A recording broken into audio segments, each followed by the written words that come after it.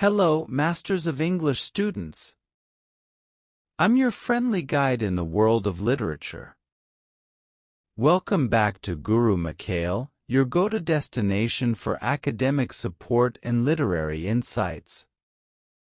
Today, we have something special for all of you studying MEG 03, the British novel course at OSOU State Open University in Sambalpur. In this video, we'll dive into the Term End Examination 2023 Solved Question Papers for MEG 03. Best of luck, scholars! Together, let's turn the pages of success in the upcoming exams and elevate your mastery of the British novel. The examination paper is graded out of 100 marks and is divided into 4 sections, namely Groups A, B, C, and D. Group A carries 10 marks. Group B 20 marks. Group C 40 marks. And Group D 30 marks. In Group A, each question carries 2 marks. For Group B, questions are weighted at 5 marks each. Group C at 10 marks and Group D at 15 marks. Candidates are required to attempt 5 out of 8 questions from Group A, 4 out of 6 from Group B, 4 out of 6 from Group C, and 2 out of 3 from Group D. This ensures a comprehensive assessment within specified parameters. Each section of the examination is allocated specific word limits for responses. Section A requires a concise response within 50 words. Section B mandates a more detailed answer within a 100-word limit. Section C necessitates a comprehensive response within 200 words and Section D calls for an in-depth answer within a 300-word limit. Each question in this section carries 2 marks. The examinees are required to attempt 5 out of 8 questions in Group A. Look at the respective questions displayed on the screen and read by yourself. I will read only the answers to the questions. Answer to the question number A. The subtitle of Henry Fielding's novel Tom Jones is The History of a Foundling. This concisely captures the central theme of the novel, revolving around the life and adventures of the protagonist, Tom Jones, who is discovered as an infant and embarks on a journey of self-discovery, love, and societal challenges. Next. Answer to question number B. The main characters in Jane Austen's Pride and Prejudice are Elizabeth Bennet, an intelligent and independent young woman. Mr. Darcy, a wealthy and reserved/aloof gentleman. Mr. Bennet, Elizabeth's witty father. Mrs. Bennet, her, Elizabeth, frivolous mother, and Jane Bennet, Elizabeth's gentle/serene sister, and other memorable figures. Next. Answer to the question number C. E.M. Forster's A Passage to India is divided into 3 parts. The titles of each part are as follows. 1. A mosque. 2. A cave and 3. A temple. These divisions symbolize the different cultural and spiritual aspects explored in the novel, reflecting the complex relationships between the British and Indians during the colonial era. The colonial era refers to a historical period when one country extends its political and economic control over other regions or territories, often distant from its own borders. Next. Answer to question number D. Wuthering Heights is set in the desolate Yorkshire moors of 18th to 19th century England. The story unfolds in two main houses, Wuthering Heights and Thrushcross Grange. The gloomy, remote landscape mirrors the tumultuous relationships of its characters. The harsh environment contributes to the novel's dark and mysterious atmosphere. Next. Answer to question number E. The Prime of Miss Jean Brodie explores themes of manipulation, influence, and the consequences of unchecked authority. It delves into the impact of a charismatic teacher on her students, examining the blurred boundaries between education and indoctrination, loyalty and betrayal, and the consequences of one's prime years. Next. Answer to question number F. A Passage to India. It concludes ambiguously as Dr. Aziz and Mr. Fielding part ways. The novel leaves the question of whether genuine friendship and understanding can transcend cultural differences. The mysterious Marabar Caves incident remains unresolved, highlighting the complexities of colonial relationships and the difficulty of true connection in a divided society. Next. Answer to question number G. Stephen Daedalus's surname in Joyce's A Portrait of the Artist as a Young Man alludes to the ancient Greek craftsman and inventor, Daedalus.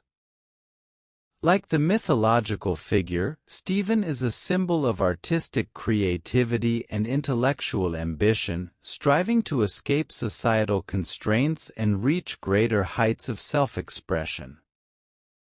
Last question of Group A.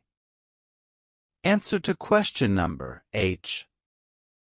In James Joyce's work, epiphany means a sudden, profound realization or insight that brings deep understanding. It's a moment of clarity, often revealing a character's inner truth or a significant aspect of life. Joyce used this literary device to explore the complexity of human experiences and emotions in his writings. Now we will attempt Group B questions. The questions are weighted at 5 marks each. Attempt 4 out of 6 from Group B. Section B mandates a more detailed answer within a 100-word limit. Answer to the first question of number A of the Group B. Squire Allworthy, in Henry Fielding's Tom Jones, is a benevolent and just landowner. As a fatherly figure, he adopts the foundling Tom Jones with compassion. Squire Allworthy embodies virtue, fairness, and moral uprightness. Despite his occasional naivety, he serves as a moral compass in the narrative, striving to do right by others. His unconditional love for Tom and commitment to justice contribute to the novel's moral themes. Squire Allworthy's character showcases the ideals of an honorable and benevolent patriarch, central to the moral lessons woven throughout the adventurous and humorous tapestry of Fielding's classic novel. Answer to the question of number B. A Bildungsroman is a type of novel that tells the story of a character's personal growth and development from youth to maturity. It focuses on the protagonist's coming-of-age journey, exploring their experiences, challenges, and self-discovery. Bildungsromans often depict the individual's evolving understanding of the world, relationships, and themselves.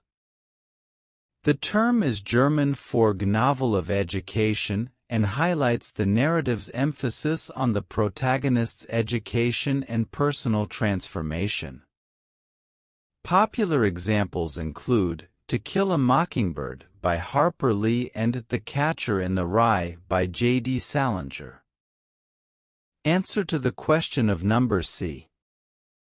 Wuthering Heights by Emily Bronte blends realism and romance through its portrayal of intense emotions and harsh realities.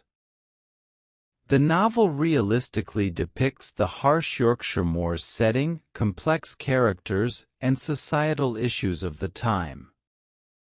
The passionate love story of Heathcliff and Catherine, however, introduces a romantic element, transcending earthly boundaries.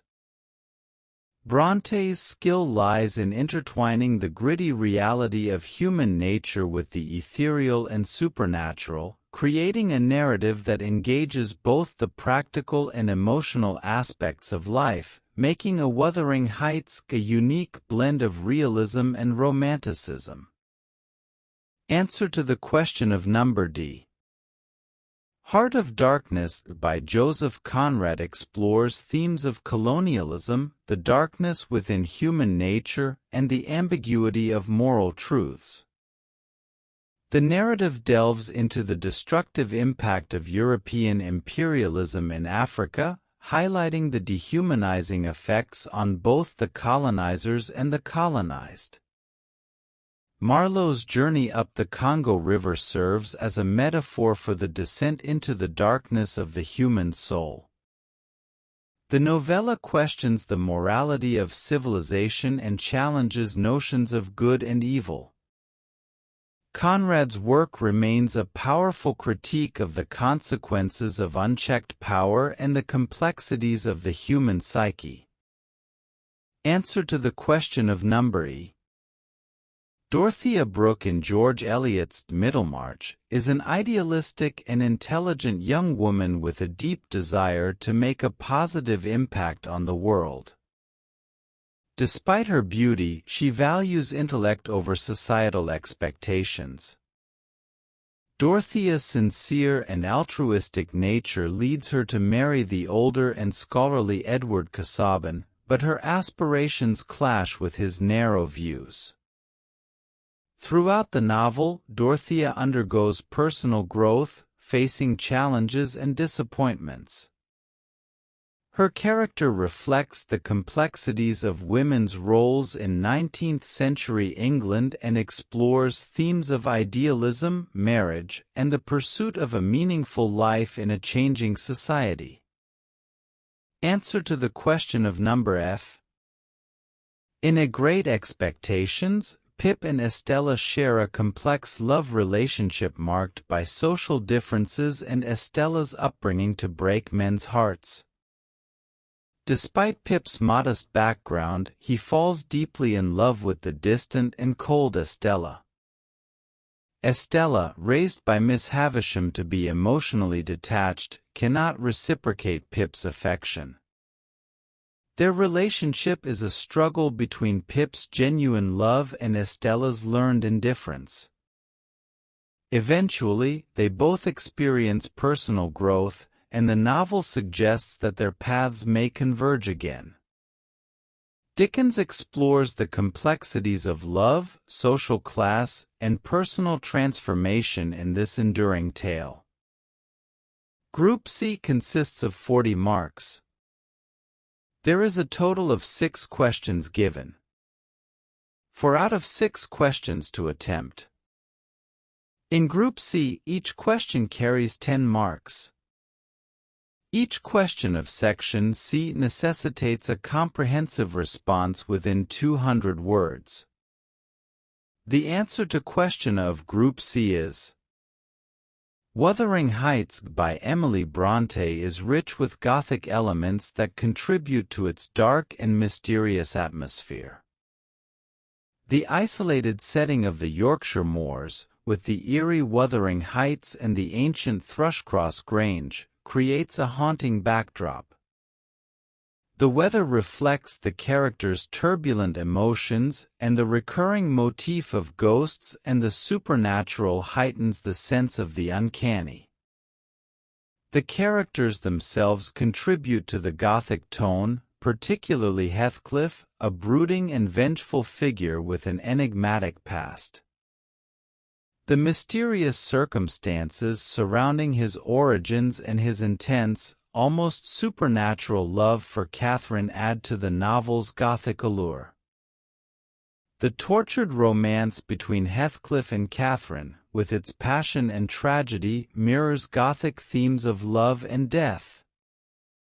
The decaying, haunted mansion of Wuthering Heights and the eerie, oppressive presence of Heathcliff contribute to the atmosphere of horror.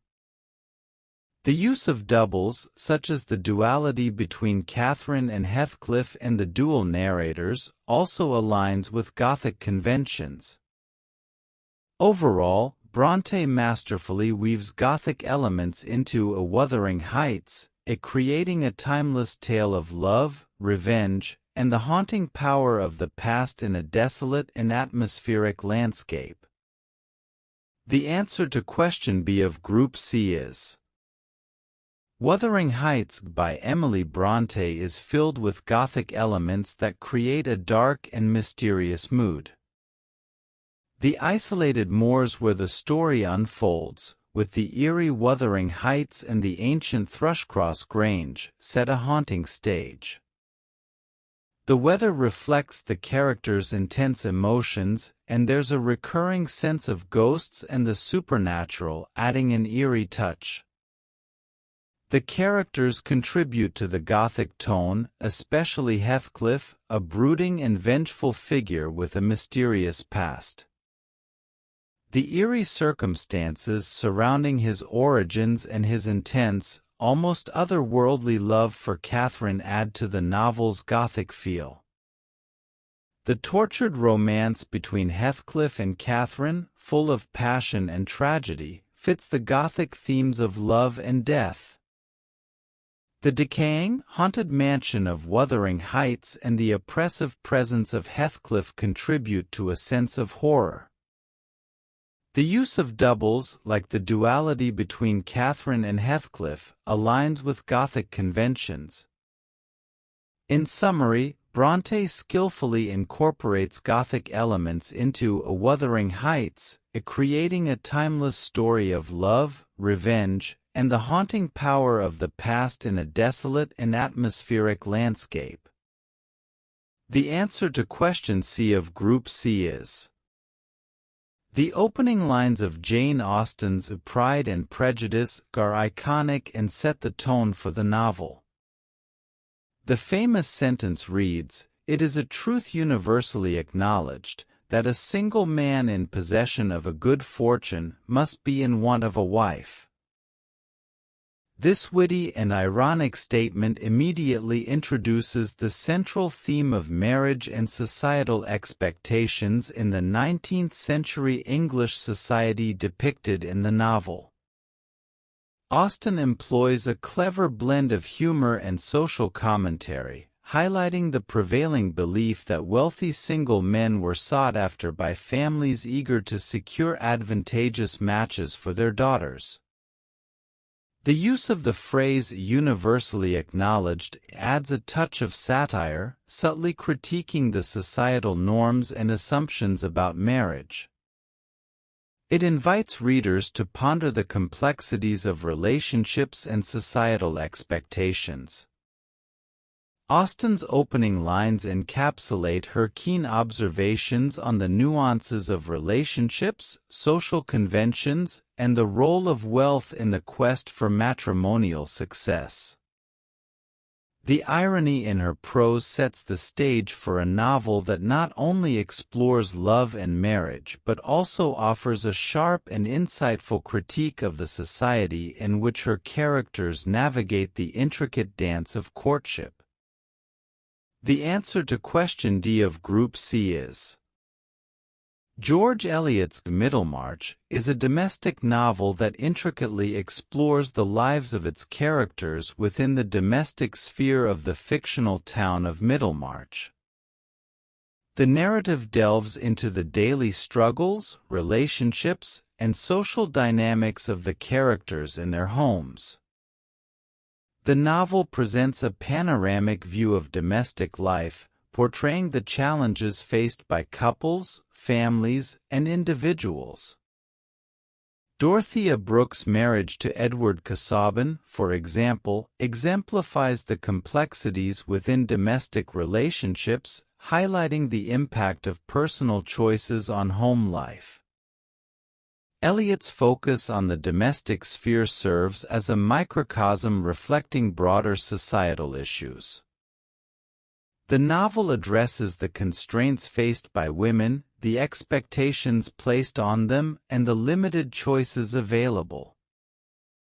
It also explores the tension between individual desires and societal norms, offering a nuanced portrayal of domesticity.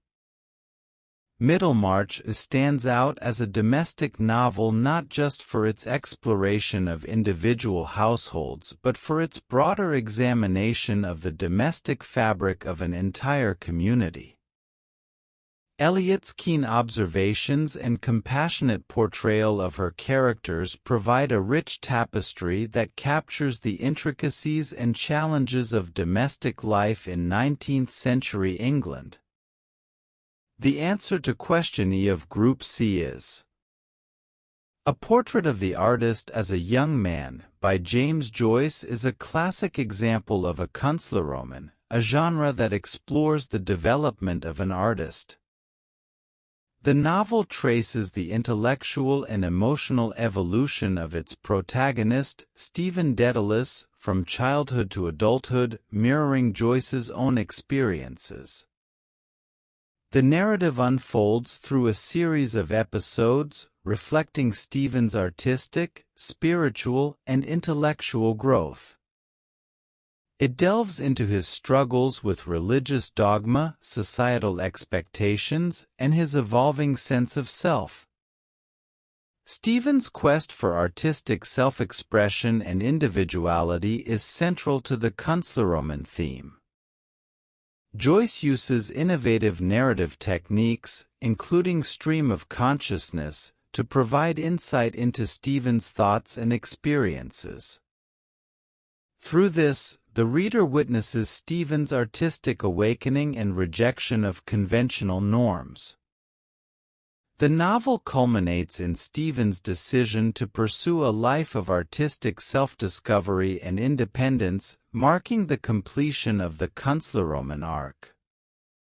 Joyce's A Portrait of the Artist as a Young Man not only serves as a vivid portrayal of an artist's maturation but also reflects the broader societal and cultural shifts in early 20th century Ireland, making it a seminal work in the Kunstlerroman tradition. The answer to question F of Group C is The Prime of Miss Jean Brodie, by Muriel Spark, is a satirical exploration of power, influence, and betrayal in the context of education and societal norms. The novel follows the unorthodox teaching methods of Miss Brodie, a charismatic and unconventional teacher at an all-girls school in Edinburgh. Spark critically examines the consequences of Miss Brodie's authoritarian influence on her students, showcasing the blurred line between education and manipulation. The narrative skillfully delves into themes of loyalty, personal identity, and the repercussions of unchecked authority.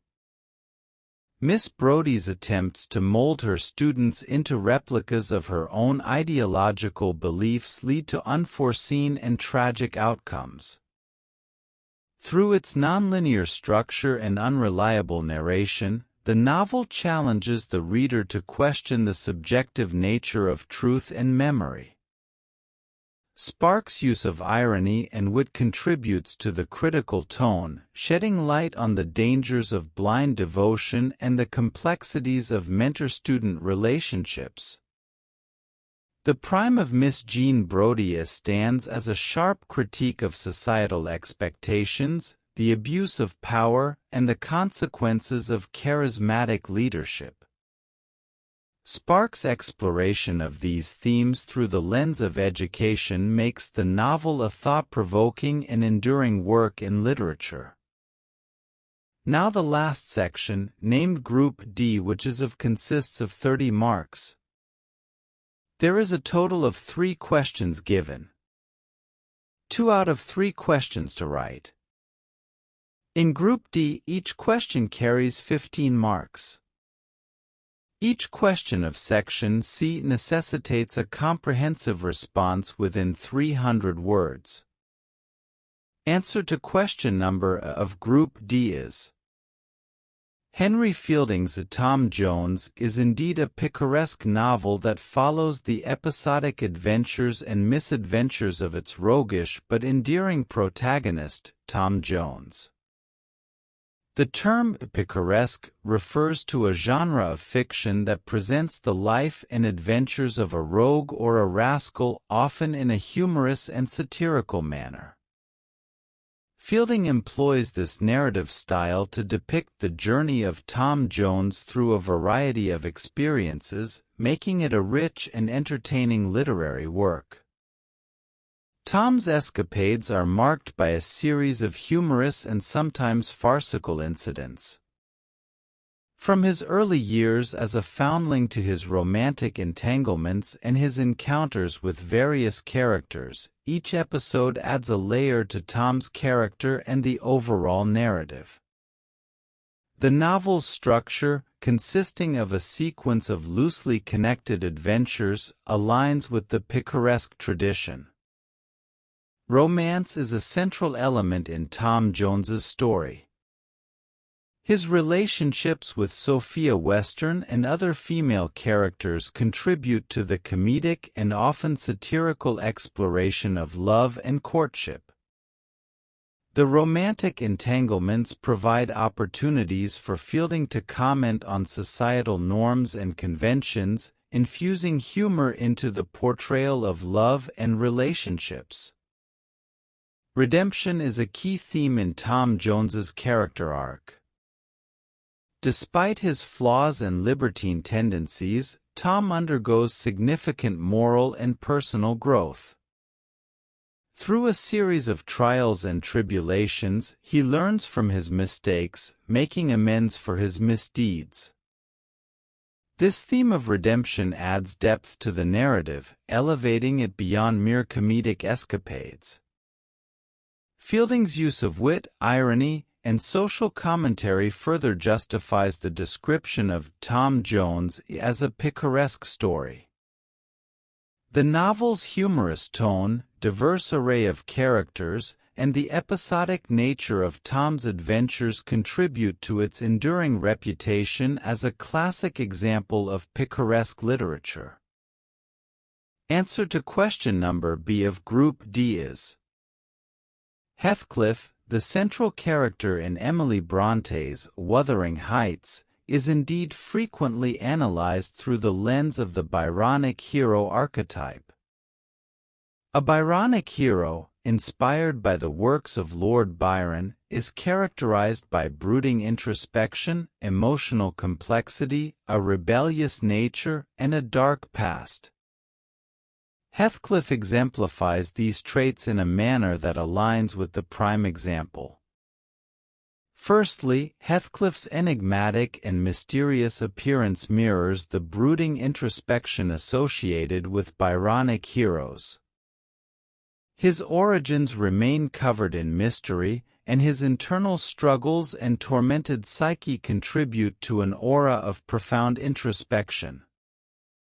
The complexities of his emotions, often oscillating between intense passion and deep despair, align with the Byronic hero's characteristic emotional turbulence. Secondly, Heathcliff's rebellious nature is evident in his defiance of societal norms. He rejects conventional morality, displaying a disdain for social conventions and norms. His tumultuous relationships, particularly with Catherine Earnshaw, defy societal expectations, reflecting the Byronic hero's inclination towards challenging established norms. The dark and troubled past that shapes Heathcliff's character is a key element of the Byronic hero archetype. Heathcliff's early experiences of abuse and neglect contribute to his vengeful and melancholic disposition. His past, marked by mistreatment at the hands of Hindley Earnshaw, echoes the themes of exile and torment often associated with the Byronic hero. Moreover, Heathcliff's charisma and magnetism, despite his often cruel actions, draw parallels with the allure typically attributed to Byronic heroes. His commanding presence and the complex layers of his personality create a magnetic pull, intriguing readers despite the character's morally ambiguous actions. In conclusion, Heathcliff in A Wuthering Heights undeniably embodies the traits of a Byronic hero. His brooding introspection, rebellious nature, dark past, and charismatic yet troubled persona align with the characteristics associated with the Byronic archetype. The enduring fascination with Heathcliff's character is a testament to the enduring appeal of the Byronic hero in literature. Answer to question number C of Group D is: Joseph Conrad's A Heart of Darkness serves as a powerful critique of the evils inherent in European imperial colonialism during the late 19th century. Through the journey of Marlowe up the Congo River, Conrad unveils the moral darkness and exploitation associated with European colonization. The novel portrays the dehumanizing impact of imperialism on both the colonizers and the colonized. The ivory trade serves as a metaphor for the ruthless exploitation of Africa's resources, leading to environmental degradation and the degradation of the indigenous people. The company's relentless pursuit of profit exposes the moral bankruptcy at the heart of European colonial enterprises. Conrad also exposes the racism inherent in imperialism.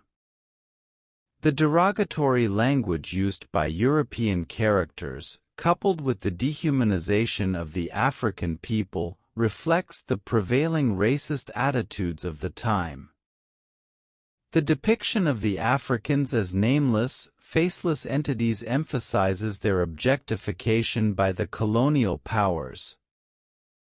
The character of Kurtz, who descends into madness in the heart of the African continent, symbolizes the corrupting influence of imperialism. Kurtz's brutality and obsession with ivory underscore the moral degradation that occurs when individuals are unchecked by ethical constraints.